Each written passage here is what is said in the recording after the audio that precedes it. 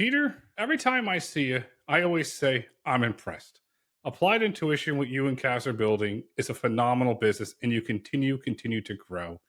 Now you recently acquired EpiSci. You're building a defense business. Why? We think, well, number one, we think it's just super important. We think it's important for our country. And also, we just get excited by extremely interesting technical challenges. And I think when we look at the defense space, there's just an enormous number of extremely interesting technical challenges. So it's really those two things combined that is both important and also just super exciting to work on. No matter what industry Applied Intuition's gone in, you've created great products and services. You built the defense business in 2019. Jason, you joined in 2024 to accelerate Applied's defense business. Why? What did you see in the market? It was all really about where Applied was trying to go with regard to developing a software-defined force, right? And so I spent a lot of years in the Air Force. One of the things I was saying toward the end of my career was software and data were the capabilities that mattered most. And it was very clear to me that Applied was the company who took that the most seriously of any of the companies that I had worked at. I worked at Google. We did some amazing things at Google for the Defense Department, but Applied had this amazing opportunity to really get into the very tactical level of the military operations where software was going to make the biggest difference. We have a new administration. We have a new Secretary of Defense, and there's a lot of individuals with Silicon Valley venture capital backgrounds. Do you see this new DoD fully leaning in and embracing software and data as it relates to the military and theater operations? They have to. I mean, the competition is, and you really see what's happening in like Russia, Ukraine, the impact that software is having with autonomous, vehicles. Software is really having its day right on the battlefield. And so it's not even a matter of choice. It's a matter of competitive advantage. The hard part, though, of course, is, making the investment, dealing with the policy issues that kind of restrict how software is procured, and then just dealing with a lot of the cultural issues internally to the department. That's what the challenge is going to be. That's what the challenge has been now for a number of years. But there's real progress happening right now. Peter, historically Applied, you've always had defense, but historically your major business has been commercial. How do you port the software or develop it for defense applications? That's a great question. So we've been dual use really from the start of the business. Dual use meaning both commercial and defense. The number of similarities is really extremely high, right? When you talk about defense systems, you have safety critical electronics. You have software that needs to be extremely reliable and last for very long periods of time. You have this requirement for all of the development tooling and infrastructure for these systems to actually work in the field. And so all of those things are really remarkably similar between the commercial and the defense spaces. I think, you're right, going back, let's say, decades, there was more of a difference, but frankly, just commercial technology has not only caught up, but actually surpassed defense technology in many areas. And so us bringing those commercial best practices now into defense is a big advantage, not only for us as a company, but also frankly for taxpayers who are getting better value in their products, and also just for the effectiveness of our systems and the deterrence that those systems can actually create. It's deterrence and it also efficiency. The autonomy solutions and software solutions can create a lot of efficiency, and for the brave men and women of the world that go out there to defend us, that can save lives, have a tremendous amount of value. From a software perspective, Peter, obviously defense, there's hostile, there's bad actors. Do you have to put certain encryption in the software? Do you have to develop it differently just because of where that software is going to be deployed and how it's going to be used? The biggest thing that's different in a hostile environment compared to a friendly environment is going to be the reliability of communications, right? The comms environment under which your systems actually have to work. And so encryption absolutely is critical, but it's also critical for banking systems, and it's critical for your cell phone as well. And it's equally critical in defense systems. And there's, of course, some different techniques that can be used there. But the resiliency of systems to operate in contested environments, that is where there is a big difference. And especially with our acquisition of EpiSci, this is an important area for our company. Jason, from a comms link perspective, what has to be done to enable a secure comms link? Because as we've seen historically, people try and interfere with that link. Yeah. So of course, these signals are encrypted, by default. But the challenge is, we see, again, bringing up Russia, Ukraine, you see a lot of jamming, right? You see a lot of signals. I mean, people recognize that a lot of these autonomous signals are dependent on, radio frequency signals getting to the vehicles themselves or in between the vehicles. And so within that RF spectrum, within that electromagnetic spectrum, there's got to be a level of agility that didn't exist before. So this in of itself is actually an autonomy problem. This is another area that we're working on, especially with our EpiSci teams that focus on autonomy in the RF spectrum, which is its own domain in of itself. We talk about, the air domain, the maritime domain, the ground domain. The RF spectrum is the domain that requires autonomous solutions just to ensure that you can reliably get your signals through all of that noise. When you have this, it's called a noisy environment, can your systems operate fully autonomous without that link for certain periods of time? Absolutely. Yeah. And so but you have to program all that in. You have to take that into account. And for all of those situations, you also have to simulate. You don't want to, get into a live fly or a live, operating environment, just like any other on the commercial side, just like any other, testing of autonomy. Much of that is happening in a simulated environment. So you can simulate all of these things. You can simulate jamming. You can simulate, areas where you are, operating without any signals. And so one of the great things about, our company is we have this amazing, development, test, evaluation, simulation capability that we're able to do this before we ever do any live testing. Peter, is Applied Tuition's simulation platform, is that one of your keys to success that are allowing you to grow inside of the defense industry? Absolutely. Tooling is so critical for making systems that actually work. The fact of the matter is, developing extremely complex systems is only possible with the best tools. And if you don't have the best tools, you just hit a wall in terms of the level of complexity that you can actually build towards and launch in a production system.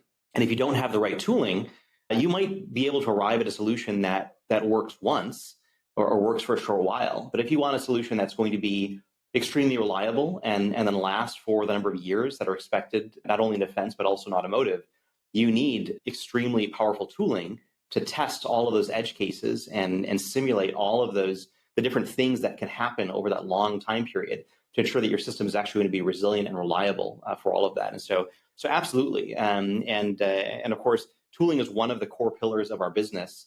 And we not only use the tools ourselves, but we sell our tools commercially. And that itself gives us an enormous amount of feedback from our customers. And so the feedback that we get from our customers, we then take that feedback and then build that into our tools to make our tools more robust and powerful for the entire industry. So the way that we think about tooling is it's raising the bar for everyone, for the entire industry, and allowing everyone to build more capable and more reliable systems. Did you have to build a new set of tooling for the defense applications versus your traditional automotive tooling that you currently have? 90% is overlap between automotive and defense, and 10% is special. Of course, in defense, you do at some point you reach a threshold where things do hit a classified realm, and so we have to take that into account and separate that out. But most of the fundamentals are the same between commercial and defense. 90% overlap to me is scalable. It's a really good inclination of why you went into defense. And in February, you acquired EpiSci, Peter. Why? How is that going to complement the traditional applied business? Well, actually, we acquired EpiSci in December, but we just announced it more recently. The EpiSci is an incredible team that has built incredible technology over more than a decade. And it really was a perfect marriage in a sense, where we had known EpiSci for a long time, had deep respect for their technology and achievements. They had achieved fame and notoriety within their circles for the technologies that they had developed around aerial and maritime autonomy. And Applied as a company, right, we had no work in aerial or maritime autonomy. And so it was a perfect marriage in that sense, where they do the things that we don't do. And on the tooling front, we do a lot of things that they don't do. And so bring those together, and it's one of those examples of 1 + 1 = 3, right? The combined entity is much more powerful than either of us on our own.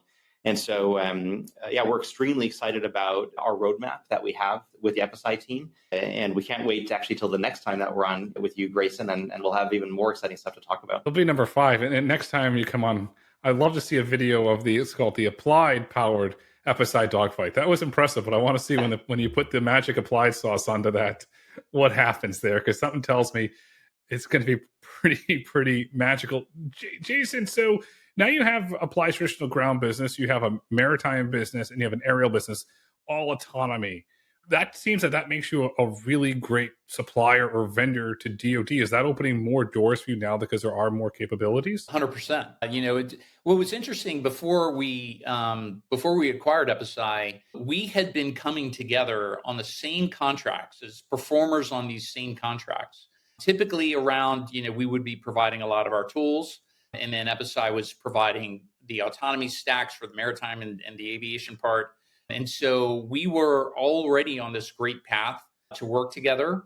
Certainly, after the acquisition, one of the, what Peter was mentioning before is, now basically we are each other's customer internally. So we're developing developmental tools for, maritime simulation, right? Which, by the way, we have, all the foundation of our simulation tools that we've developed for the commercial space enabled us to build a maritime simulation tool within 5 weeks, right? Going from 0 to 5 weeks, you have an actual product that we could then take EpiSci autonomy stacks and drop it into this tool and then test the stack, improve the stack.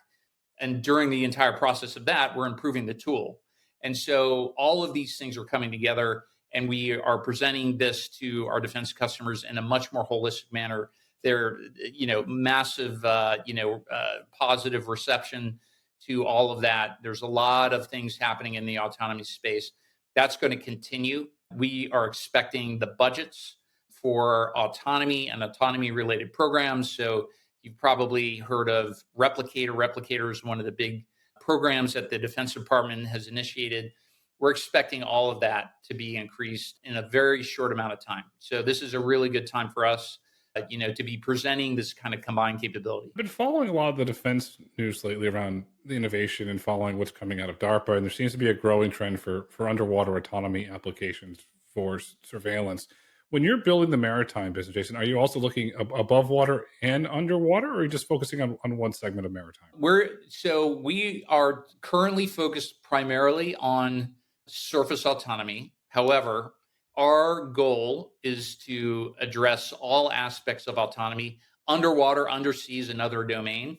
And so when we talk about being all domain, we are serious about all domains. So it's just a matter of time. Peter, when you're doing surface autonomy, obviously somebody lives on the water, there's small vessels, there's big vessels, and then there's aircraft carrier sized vessels that are basically floating towns on the water. Can your autonomy stack go across all types of vessel sizes? Absolutely. So really our core competency is the autonomy technology itself, and then of course all of the core software components that actually make that all work.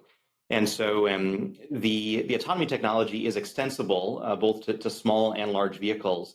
And when Jason mentions all domain autonomy, we really mean it. It's all domain, and then within those domains, there's different classes of vessels.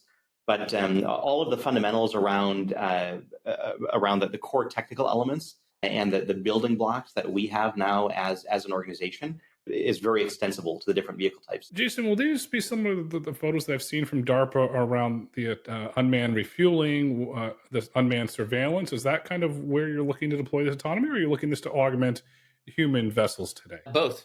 So, I mean, there's a lot of completely autonomous vehicles that are under development. There's a lot of autonomy that can be applied to manned systems in all domains, where the machine and the human are working together. The machine is offloading a lot of tasks. And so in every case, in even capabilities, or I should say vehicles that are legacy, right, that have been in the field for a while, there's an opportunity to bring software into those vehicles, to bring some level of autonomy that enables these vehicles to have, better mobility, better survivability. better capability to carry out its mission, much of that is going to be a software enhancement, right? And so some of these vehicles are ready for that. Some of them need to be seriously retrofitted or enhanced, the vehicle architecture itself. That's actually a whole kind of series of products that we are developing to be able to kind of retrofit and enhance architectures. So some of these legacy systems can actually take advantage of, being software defined to at least some degree. Peter, we've talked about this before when you've been on with Castor over the air updates. Are we going to have an over the air naval update program that's going to be built to allow this software to go? Or are you going to have to go what United Airlines coined years ago, SneakerNet, where an individual has to run out and plug in a new piece of software manually? So in the long term, we have to. I really mean that. To be competitive globally, we have to have that capability. In an actual contested environment, right? You're in a situation where both sides will be updating their systems in response to what is seen by the other side, and the faster that you can do that updating, and the faster that you can respond to changes in real time, the more of an advantage that you have. And so there is an inevitability that this is the direction that things are moving. And as a company, we have a lot of technology, especially from our commercial work, that is extremely applicable to these areas. How much AI do you build into that system where the system can start to learn on its own with parameters, I might add? Yeah, that's a really great question. And this actually touches on a lot of very deep questions within the defense realm. Interestingly, EpiSci, at the heart of their mission, is really what they call trusted autonomy. And the word trust is so important because it really embodies the quality that you want these systems to have, right? You want to be able to trust that the system is going to do the correct thing and act with the correct judgment in all cases, and also have the correct boundaries and let's say safe modes, or that it will not do dangerous things. And so trusted autonomy is very much at the heart of our strategy and the way that we think about building these systems. And I'll add, again, there's also many holdovers from the commercial domain as well. When we talk about self-driving trucks and cars, those need to be trusted autonomy systems as well, in the sense of a truck driving down the road, if it does something unsafe, that can absolutely be a disastrous situation and hurt people. And in the same way, a defense system that's doing something recklessly can do the same thing. And so the bar between commercial and defense autonomy is actually more similar than different in that sense. Although obviously, when you're talking about the most advanced defense systems, there's an even stricter set of rules that need to be applied in that. But yes, this is it's a very important topic, that these defense systems have the right guardrails in place. Years ago, David Hall, the founder of Velodyne Speakers, then Velodyne LiDAR, was actually working on autonomous docking and undocking. Thought it was one of the greatest challenges to fix, and that was for recreational vessel craft. That was not for military vessel craft. Jason, when a vessel goes on a mission, does it start from the port and goes all the way out and comes back? Will that whole thing be fully autonomous, or will there be an individual to launch the vessel and receive the vessel? It'll both, and even potentially some other variations to that, right? So there's autonomy. So one of the things that EpiSci is famous for is flying the Secretary of the Air Force in a fighter jet, and that fighter jet was autonomous, and the autonomy started right after the engine started, and taxiing, the aircraft, taking off, getting into a dogfight, and then, landing. Like every aspect of that mission was autonomous. And, there's going to be use cases that require that. There's going to be use cases where, many of these sort of legacy systems, these large vessels, maybe even larger aircraft, become, for lack of a better phrase, motherships to a lot of autonomous systems, right? And so, those systems may, fly off of, manned ships. They may fly out of like large cargo aircraft. It's to be determined how all of this really kind of unfolds. But there's got to be some, flexibility and agility in the way that, all of these are designed. everything from like completely autonomous, you just, it leaves the port, it leaves the air base, it leaves the base, to it's, going along with, a manned military unit or a vessel, and then it launches from there, and then it collaborates, kind of, this concept of, collaborative combat sort of autonomy, where there's humans in some of the vessels and vehicles, and some of the vehicles are autonomous. So it's really going to be an interesting sort of future. There's all these options. And so one of the challenges for the Defense Department is, trying to pick the operating concept that makes the most sense, right? And figuring out what actually is the most feasible way to integrate this capability, and then also just develop what they call tactics, techniques, procedures that are going to be effective in in a combat scenario. Was the aircraft you're referring to, is that the X-62A Vista aircraft? Yes, so the F-16, the Vista aircraft, right, which they flew out of the test pilot school. That's exactly right. I'll tell you, this is a plug for a great movie. The Right Stuff was one of the greatest movies of all time. What those gentlemen went through was incredible. So I plugged one of my favorite movies there. I'm really curious, Peter, from a software perspective.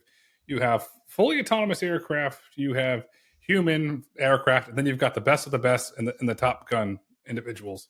How are they all going to communicate when they're on a mission and they're actively deployed? Yeah, so this is the concept of collaborative autonomy, so that phrase that you just said, there's a whole field that is developing around this right now called collaborative autonomy, and EpiSci is one of the leading innovators in that particular field.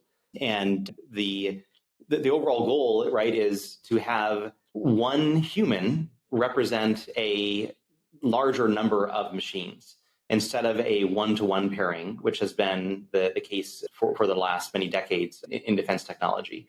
And then the question is, well, how high can you get that ratio? Can it be 1 to 5? One human to 5 machines, one human to 100 machines, one human to 1,000 machines, and then perform that coordination in a way that's actually effective. And this really is the sort of the state of the art of this, in terms of pushing the boundaries of what that ratio can be, and actually getting full usefulness out of those systems, because there are a lot of very interesting operational challenges, right? If it's an aerial system, these things have to take off and land safely, and then, as you mentioned, there is this complicated communications problem between these vehicles when they're actually in flight. I have a friend that came up through the Air Force Academy, and he's flown in combat, and then he became a drone pilot. Eventually, does that job become a remote driver, very similar to what we're seeing in autonomous vehicles, where they're to oversee the drone, and depending on ethics and political, which we won't get into, to actually pull the trigger? Is that what that individual's job eventually becomes? And will that individual eventually, can they oversee, say, 5 drones, 10 drones, 20 drones at a time? That's right. Yeah, that's exactly the concept, which, because, flying has become the easy part, right? Even flying and doing some level of combat maneuvers has become the easy part. The harder part is, making the decisions, with the data that you have.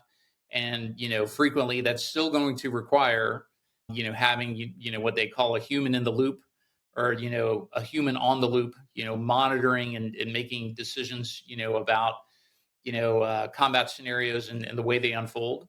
But, the difficult part, of actually operating the aircraft, algorithms are doing that and have been doing that very effectively. And then, the challenge, of course, is how do you do that as a swarm? How does a swarm of capabilities of various different systems in various different domains all collaborate at the same time? How do you ensure that they can collaborate when you've got that contested jamming environment that we talked about before? At the core of all of this, it's a software problem, right? This is a very difficult software problem that we are constantly tackling at Applied. Peter mentioned at the very beginning, like, why are we in defense? Like, these problems are super compelling. They're really difficult. They're really challenging.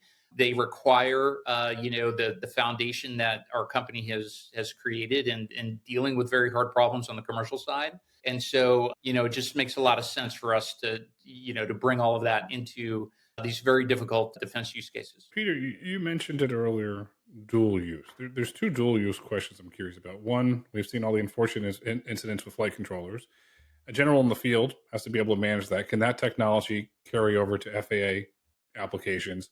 And two, can that autonomy that's being developed for defense, can that carry over to commercial aviation applications? Yeah, the answer is it's absolutely possible. There is a question of just, let's say, what's actually economic in these systems. I do think absolutely that the FAA and flight controllers could probably benefit from better tooling and better software systems. I'm not an expert in that domain, but from what I do know, I think that it's probable that there could be an even better set of software technologies that's made available to those individuals. And part of that, I think, could be, let's say, more autonomy capabilities that are at least providing even better feedback to those operators that are making a lot of very complicated decisions in the tower. In terms of the commercial aviation, when you think about large airliners, there actually is quite a bit of autonomy that's used today in the large commercial airliners. There's much less that's being used in the much smaller aircraft, which is called general aviation. And so there's absolutely possible benefits in all of those things. The areas that we're more so looking at as a company right now are these collaborative autonomy use cases, which is, again, more so on the defense realm. But in general, there is, I believe, an inevitability that the industry is going in this direction. And if you think on a longer time horizon, which in aviation a longer time horizon is, I think, on the decade plus scale, absolutely there will be greater use of autonomy across all of these areas. Jason, historically, DARPA's incubated incredible technology. Self-driving cars, for all practical purposes, wouldn't be where they were today without DARPA. Could we see what Applied Intuition's building with your acquisition of EpiSci becoming a new DARPA for maritime and aerial applications, where, as Peter said, over decades, that eventually becomes commercialized because you developed it for a incredible high risk situation? It's interesting you bring up DARPA. DARPA really was the catalyst for a lot of what we're talking about, even autonomous vehicles on the commercial side. There's been a lot of initiatives by DARPA. DARPA was the one. We talked about the Vista. We talked about EpiSci. That's really all stemming from, the work at DARPA. Dan Jaworczyk, who leads our EpiSci team, was a program manager at DARPA, and he's a test pilot, physics PhD. He's the one who created at DARPA something called the Alpha Dogfight, which was, basically this test of human versus AI in a dogfight in a virtual environment. And so there's a lot of things that DARPA has done that has really been the catalyst for what we do. And, we've have a very close relationship with DARPA. And absolutely, to answer your question, there's a lot of things that we're doing that are really going to, I think, just grow and just kind of build upon themselves. And, it'll be really interesting to see where we're at, both on the defense and the commercial side here in a few years. Since you're doing digital testing, the dogfight was digitally tested. I have to ask them, being the history nut, did you ever run a simulation against the Red Baron to see who would win, the AI or the Red Baron? That would be, well, I'll go ask Dan, and I'll ask our team. We're simulating stuff all the time. That might be one of our little side projects, and we'll let you know. The hard part would be you would need to be able to perfectly simulate the Red Baron itself. So just doing that would be a difficult problem. But no, in all seriousness, Grayson, the way that these things work is that, and what's so powerful about simulation, especially these adversarial simulations, is as you create let's say an algorithm or a model is actually more accurate, that can control the vehicles in these adversarial environments. As that model becomes more powerful, you can have the model fight against itself. And so you have a powerful model fighting against a powerful model, and then you can observe what mistakes are being made on either side, and then you use that to actually improve the model itself. And this is fundamentally called reinforcement learning, which is a technique that's used in now a few different industries. But it's an important tool that we have in our tool belt for the defense applications. How do those models change when you're developing it for a drone versus an F-16 type aircraft? Does it change a lot? So fundamentally the models are quite different between a drone and an F-16, right? You do have different flight dynamics that matter in those, and let's say the control envelope between those aircraft types are very different. But the techniques that are used to create those models are not terribly different. The models themselves end up quite different. Things are different. There's a lot of different thinking. Jason, you developed and implemented the innovation strategy for the U.S. Air Force. A lot has changed since then. Do you see the United States Air Force leaning into autonomy, leaning into AI, or how are they thinking about embracing these new emerging technologies that will have great benefit to the men and women of the Air Force? Well, they certainly are. There's a lot of, I'll talk about the Air Force, maybe more about the Defense Department more broadly. The Air Force is absolutely making investments in AI and autonomy in ways that, I retired toward the beginning of 2020. There was a couple years there where it was like me and maybe three or four people in the Air Force who were talking about AI at the time. Fortunately, one of them was the vice chief of staff, the number two in the Air Force. So he was really driving things. Now that's changed completely. They fully are, understand how critical the technology is, and are making serious investments. When we talk about AI overall, there's a lot of interest in, well, how does AI help us with decision support at higher levels than the tactical level? There's a lot of investment in generative AI, right? And tackling some of those. Our focus really, at Applied is we really kind of start at the vehicle and go out, right? Go out into collaboration among the vehicles, and then kind of go, from that tactical level up, because we think that's the right approach in how to develop, and really take advantage of AI overall in a military context, and then connect all of that and provide that data up to the operational level, to the headquarters, where resource allocations and planning needs to occur for kind of large sorts of operations. And that's where our specialty is, right? That's where our technology as a company has grown. It starts with the vehicles and then it flows out and up. And then, it's been, interesting to see some of the other initiatives that kind of are starting toward the top. And, basically all of this is connecting. This is where this is all going to be really interesting, is where, a lot of these initiatives start to connect, where you're able to have data flow up into, resource allocation, operation centers, command and control, and then be able to really take advantage of the technology. So there's a lot of investment there. It's a really exciting time. The Department of Defense has made a lot of progress in the last few years in particular. It's been remarkable to watch from the sidelines as a U.S. citizen the way that the technology is being adapted and being used for good. Peter, when there's generals in the field, there's soldiers in the field. Will Applied ever build a software layer where that commander in the field can control all of the autonomous vehicles out there from a backpack, or from, who knows, from a device on their arm or a headset? Was that a software layer that Applied would ever build? So there's a number of companies that are building solutions in this domain. It's an area where we've developed certain pieces, and EpiSci has various offerings in this.